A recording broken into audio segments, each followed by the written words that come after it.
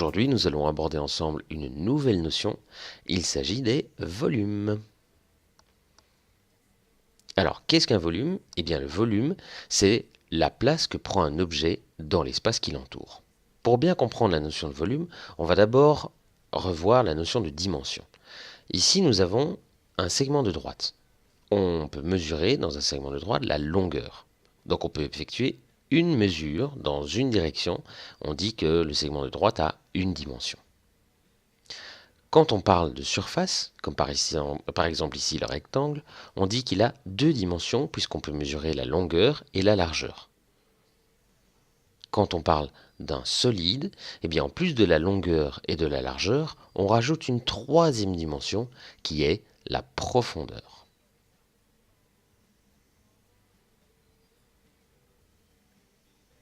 Un solide est donc un objet qui est à trois dimensions parce qu'on peut effectuer trois mesures dans des directions différentes. Donc la longueur se mesure dans un sens, on dit que c'est une dimension. Et on utilise évidemment les unités de longueur habituelles comme le centimètre, le décimètre, etc.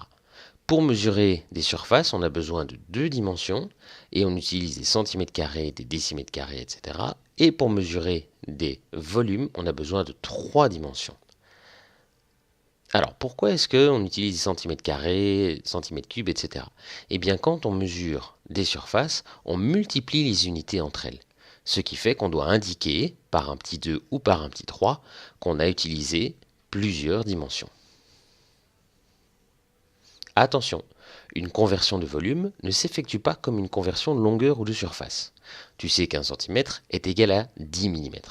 Par contre, un centimètre carré, c'est égal à 10 mm fois 10 mm.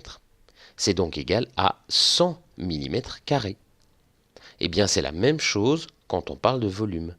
Pour calculer 1 cm3, je multiplie 10 mm par 10 mm par 10 mm, j'obtiens donc 1000 mm3.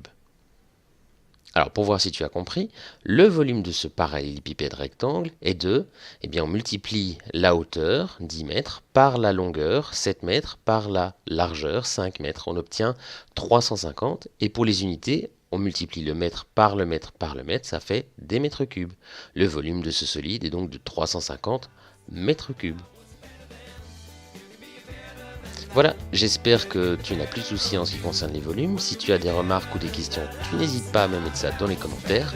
Et moi je te dis à très bientôt pour une nouvelle leçon. Salut!